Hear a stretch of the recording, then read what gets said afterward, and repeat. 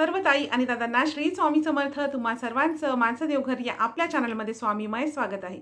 सांसारिक आयुष्य म्हटलं किंवा सांसारिक मनुष्य म्हटलं की त्याच्या आयुष्यामध्ये खूप सारे संकट, खूप साऱ्या समस्या असतात. कितीही मेहनत करा, कितीही प्रयत्न करा, पण ह्या समस्या किंवा हे जे संकट आहेत हे काही आपली पाठ सोडत नाहीत.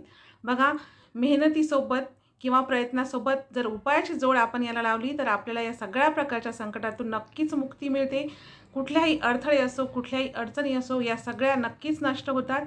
तर बघा, आता सोमवार हा भगवान शिवाला समर्पित आहे. पूर्ण श्रद्धेने सोमवारच्या दिवशी जर आपण काही उपाय केले तर आपल्या आयुष्यामध्ये ज्या काही अडचणी आहेत, जे काही अडथळे आहेत ते नक्कीच दूर होतील.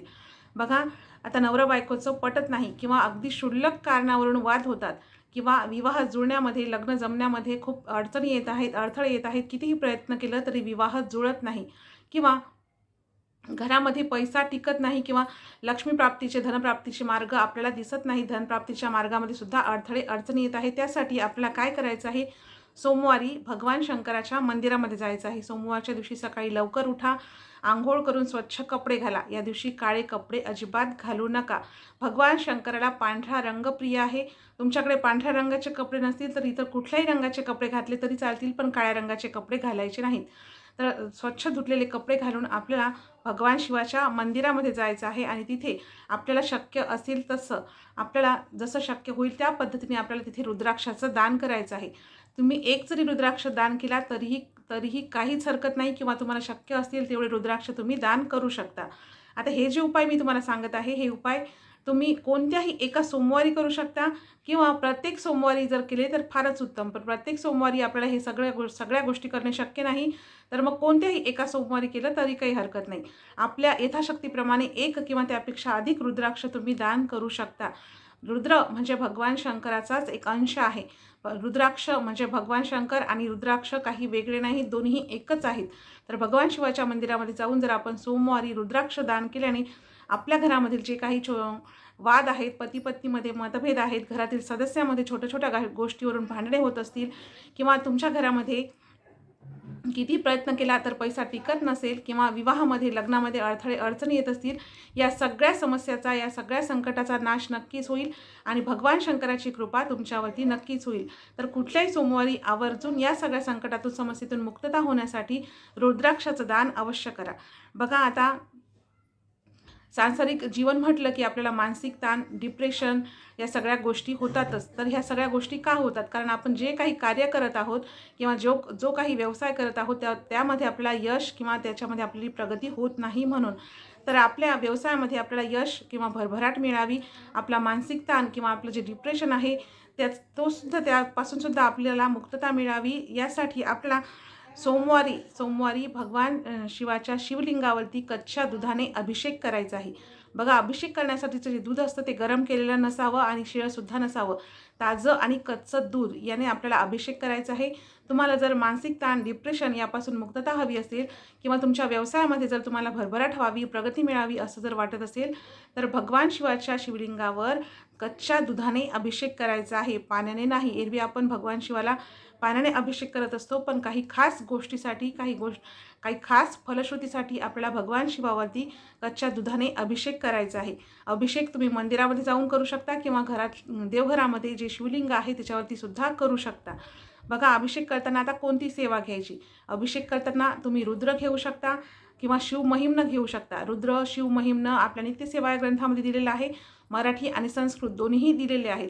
तुम्हाला जर ते घेणे शक्य नसेल तर मग 108 वेळा ओम नमः शिवाय या मंत्राचा जप करून अभिषेक करा. नाहीतर मग 108 वेळा महामृत्युंजय मंत्राचा जप करा. ओम त्र्यंबकम यजामहे सुगंधिम पुष्टिवर्धनम उर्वारुक्मिव बंधनान् मृत्योर्मोक्षी यमामृतात.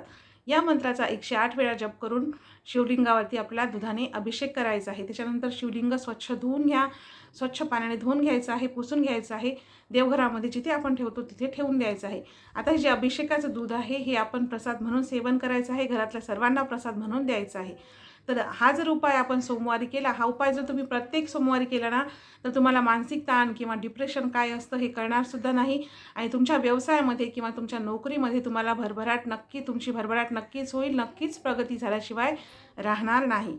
तर बघा, आता आपली खूप दिवसाची काही इच्छा आहे किंवा एखादं काम अडकलेलं आहे, आपण खूप प्रयत्न करत आहोत पण आपलं ते काम पूर्ण होत नाही किंवा एखादी आपली मनोकामना आहे की ती आपल्याला पूर्ण व्हावी असं वाटते.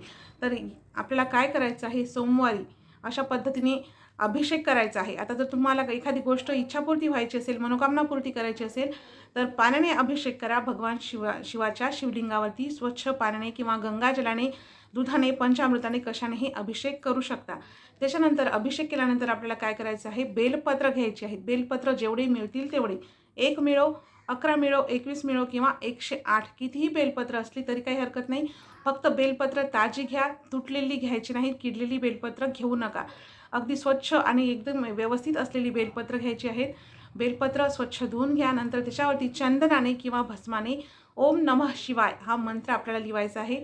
मधातलं जे पान असतं त्याच्यावरती ओम, बाजूचं जे पान आहे त्याच्यावरती नमः आणि इकडच्या बाजूचं जे पान आहे त्याच्यावरती शिवाय, ओम नमः शिवाय हा मंत्र. एक बेलपत्र असेल तितक्यावर किंवा 11 असो, 21 असो, 108 असो, तेवढ्या बेलपत्रावरती आपल्याला चंदनाने किंवा भस्माने ओम नमः शिवाय लिहायचं आहे.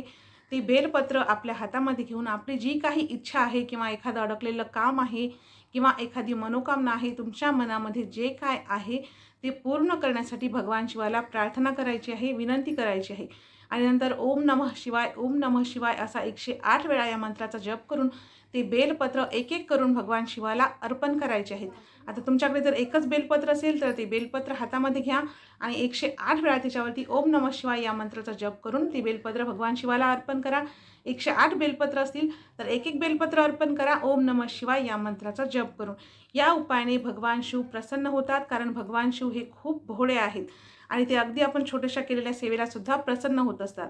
तर भगवान शिव या सेवेला नक्कीच प्रसन्न होऊन आपल्या भक्ताची इच्छा, त्याची मनोकामना पूर्ण करत असतात. तर हा उपाय सोमवारी नक्की करून बघा. बघा, आपल्याला आपल्या कार्यात यश मिळावं, आपण जे कुठलं कार्य करत असतो किंवा आपण जी कुठली नोकरी करत असतो त्याच्यामध्ये आपलं प्रमोशन व्हावं, व्यवसायामध्ये आपल्याला यश मिळावं, भरभराट व्हावी किंवा आपल्याला धन ऐश्वर्याची प्राप्ती व्हावी, धन ऐश्वर्य आपल्या घरामध्ये चिरकाल टिकावं, माता लक्ष्मीने आपल्या घरामध्ये स्थिर राहावं, यासाठी आपल्याला सोमवारी भगवान शिवाच्या मंदिरामध्ये जाऊन एका खास मंत्राचा जप करायचा आहे.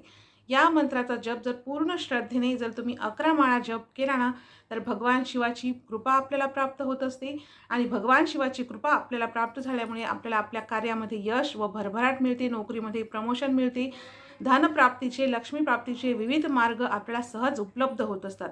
तर तो मंत्र कुठला इथे मी तुम्हाला सांगते बघा. या मंत्राचा जप आपल्याला भगवान शिवाच्या मंदिरामध्ये जाऊन करायचा आहे.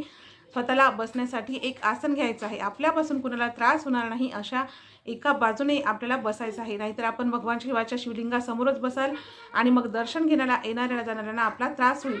तर तसं न होता मंदिरामध्ये जिथे कुठे जागा मिळेल तिथे बसा. एकदम शिवलिंगासमोर नाही बसले तरीही काही हरकत नाही. मंदिरामध्ये एका बाजूने एका कोपऱ्यात बसा. स्वतःला बसण्यासाठी आसन घ्या. 108 म्हणायची जी जपमाळ असते ती आपल्याला जप करण्यासाठी घ्यायची आहे आणि 11 माळा जप आपल्याला या विशेष मंत्राचा करायचा आहे. तो मंत्र मी तुम्हाला सांगते बघा.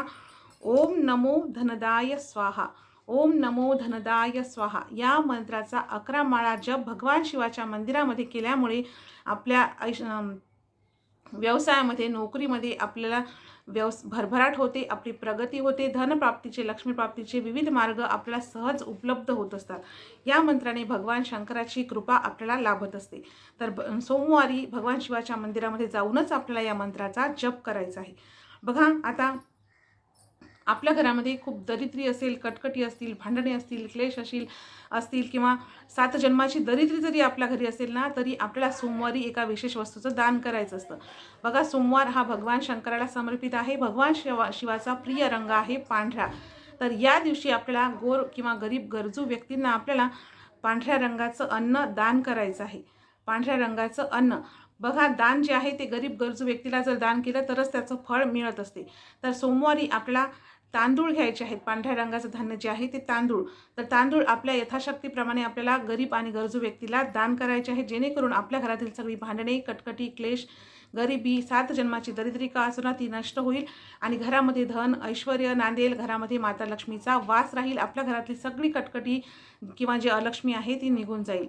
तर झालेली सेवा श्री स्वामी समर्थ महाराजांच्या चरणी रुजू करते आणि आजचा व्हिडिओ इथेच थांबवते. चला तर मग भेटूया पुन्हा एका नवीन व्हिडिओसोबत. तोपर्यंत तुम्हा सर्वांना श्री स्वामी समर्थ.